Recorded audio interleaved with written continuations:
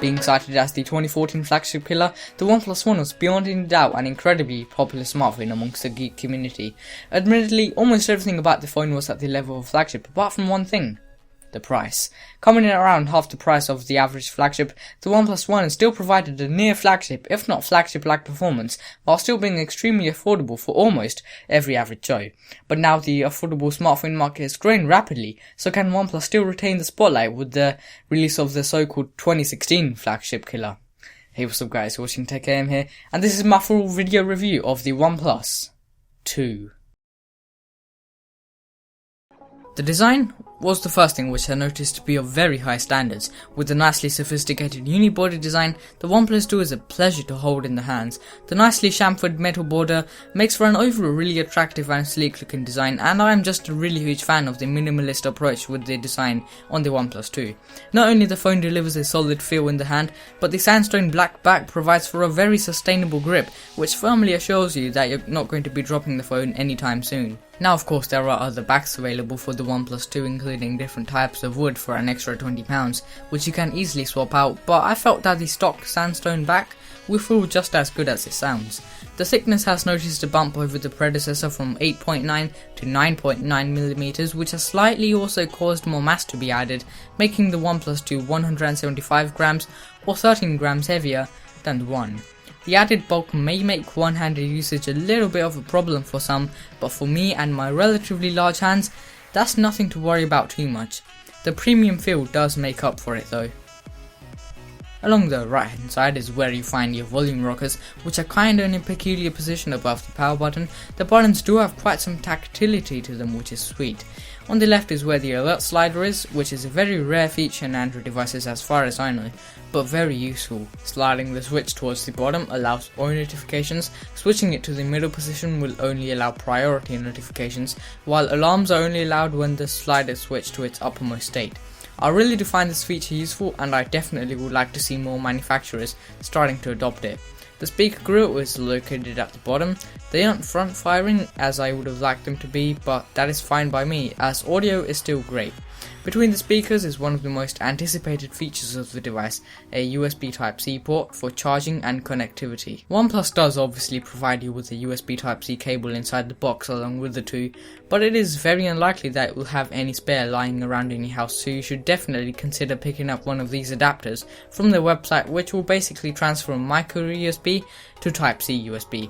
On the front below the gorgeous display we have the home button. Although it's not a physical button as per se, it's actually a capacitive button which also doubles as a fingerprint sensor, because everyone loves fingerprint sensors, right? Now I must say that the fingerprints were quite a little bit of a chore to set up, as it takes quite a few tries until your print is fully registered, but when it came to unlocking the device, it unlocked like a Lamborghini Aventador. Maybe not quite as rapid as a Veyron Super Sport like the Galaxy S6, but still fast, and I'm impressed with it. Now some people have experienced the home button lagging, but in my case, I don't think that's much of a problem. The home button is flanked by two more capacitive buttons with a nice royal blue backlight, which I seem to really like, which of course will be your back and menu buttons, as most Android users have come to know and love. What's really nice about the two, however, is that you actually have the ability to switch the functionality of the two buttons around within the settings in case you prefer your back button being on the left. Also, you can switch to on-screen navigation buttons if capacitive buttons don't suit your needs.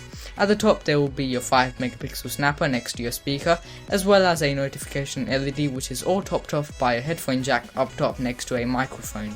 On the back, nothing too interesting or eye-catching going on. We have a 13MP camera sandwiched by a duotone flash and a laser autofocus mechanism, which is really interesting bearing in mind the price of this bad boy. But before we get into the depths of the camera, let's talk about the display. A 5.5-inch LTPS LCD panel is what we're looking at right now, with a pixel per inch yield of 401. Alright, before you say anything about, oh it's not QHD with a capital Q, Let me say this display is outstanding. 1080p is really the sweet spot, especially when you're looking at a phone within the price range of under £300. Text appears to be nice and sharp, and viewing angles are clear and crisp as crystals, mainly due to the LTPS technology. Colours look pretty natural and vivid on the display, however at times, especially under exposed sunlight, it did seem as if they were being a little washed out. But since the display can get really bright up to a massive 600 nits, it is a real pleasure to look at. Now the OnePlus 2 doesn't follow the footsteps of the Galaxy Note 5 in the display department obviously, but it is still beyond the shadow of a doubt a quality display that should not disappoint. Of course, the camera is also no slouch, since this monster is packing a 13 megapixel rear shooter, which is capable of handing you some really crisp images. As you can see right here, the camera is able to capture plenty of detail from its surroundings, but bring the image to a 10x crop, and you do start to see some loss in clarity, but not too much to complain about. Colours are decently reproduced by the OmniVision sensor in this phone, but really nothing to boast about. Turn on HDR and this is where the OnePlus 2 shines. Sorta. All the areas that were underexposed suddenly become nice and exposed, and also a bit more saturated.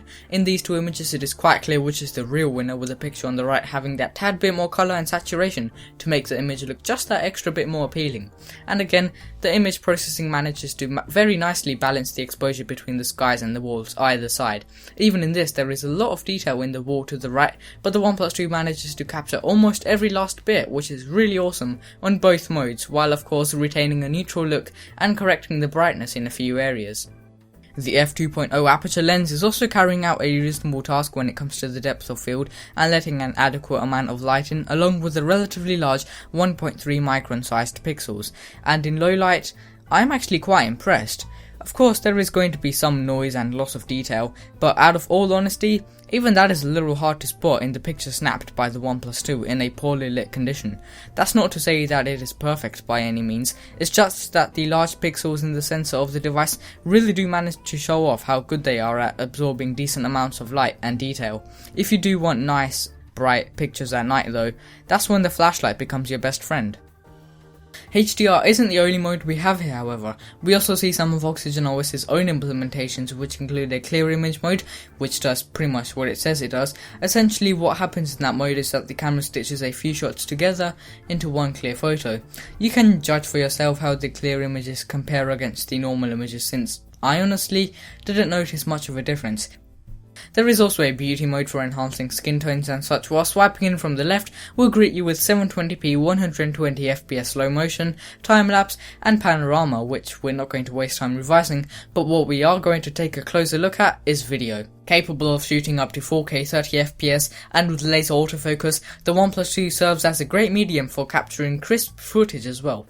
Although there are some downsides, such as the autofocusing goes really out of control, even in the tiniest of moving environments, causing the exposure to also change quite dramatically. So due to that and the fact that I don't have any sort of 4K display to even view the footage on, I just stick to 1080p.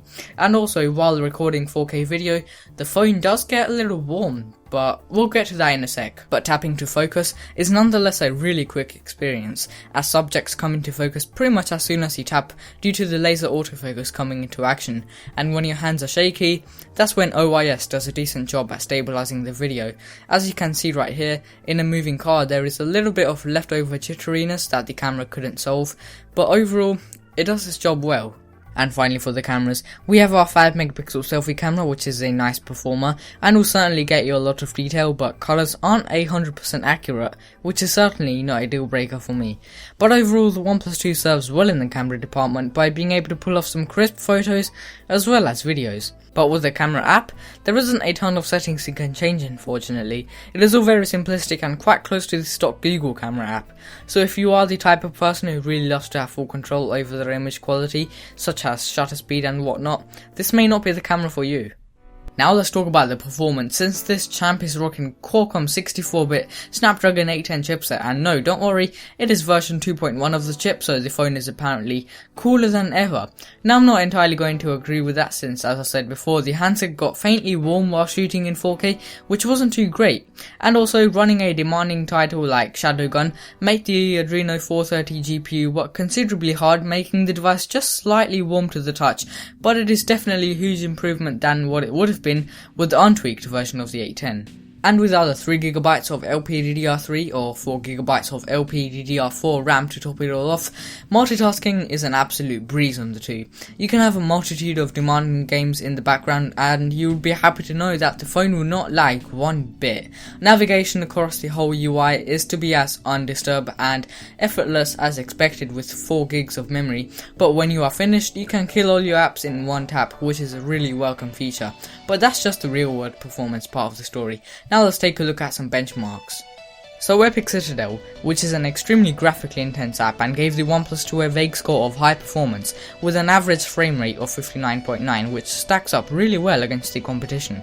On Geekbench 3 we see that the OnePlus 2 gets a score of over 1100 for single core performance, while a score of over 4700 for multi-core, which is no doubt definitely up there with the flagship priced handsets like the Galaxy S6 and LG G4. And finally, of course we have Antutu, which gives the OnePlus 2 a score just shy of 58,000, which is again a brilliant score. Now these are fantastic scores, as I've said like a million times already, and indicate that the 2 should be able to handle pretty much anything you throw at it. You could be playing Real Racing 3 while you have a Skype call going on in the background, have Chrome open in the background, along with maybe YouTube, but it takes quite a lot to chug the OnePlus 2 down. Although I do want to put a little emphasis in the slight heating up back, but that's nothing to worry about too much. Opening up the back and we see our dual SIM card tray. Yes, this phone has dual SIM capabilities. Also, we have right. So no removable battery or a micro SD card slot. Now this will be a big bummer for a lot of people, but seriously guys, isn't a 3300 mAh battery enough for everyday usage? Well, I guess that is based on opinion, but never mind. With a sealed in 3300 mAh of juice, I managed to get through a day with some ease, and that is with heavy browsing and YouTube videos. But for a phone with a 1080p display, that should really be a no-brainer, and about 4.5 hours of screen on time is pretty nice. But if you do ever feel the need to charge the OnePlus 2, then just remember that you can plug the cable in either way. Another thing that could be a potential bummer though is the lack of NFC. You get all your 802.11 standards, Wi-Fi Direct, DLNA, hotspot, Bluetooth 4.1 and all that crap, but no NFC. OnePlus, why you do this? I don't use NFC at all really, but I still would have liked it to be included with Android Pay just around the corner. But considering the price of the phone though, I guess I better stop complaining. Audio quality is great, although it may just be a speaker at the bottom and not front facing, due to the extensive suite of Max Audio software options for things like EQ and different audio profiles including music, movie and games. The sound experience is nearly incredible. No matter if you're a bass head, treble head or a mid head, the OnePlus 2 has pretty much got you covered with tons of customization. Not much else to say here apart from it's just a really good speaker and it works, except when you crank the volume up too much, since that's when audio starts getting a little distorted. You can check out the sound for yourself.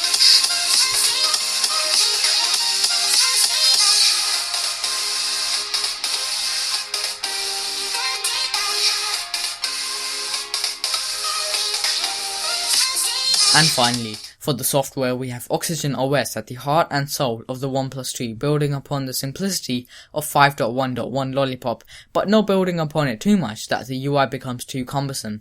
It's not on Cyanogen because of the little boo-boo Cyanogen and OnePlus had between them, but OxygenOS is plenty awesome, though maybe not awesome enough, some may argue. From the nice selection of gestures available on the lock screen to the shelf, everything is very intuitive. The more interesting of the two is what OnePlus calls the shelf, which is an optional feature, but no matter whether you decide to keep it on or off, either way, you do have to sacrifice the beloved Google Now page, but whether that sacrifice is worth it will depend on how you use your phone. The shelf is a neat place where you can find all of your frequently used contacts and apps, some widgets and the current weather conditions, so it's kinda helpful I guess, but I'm not too sold on it.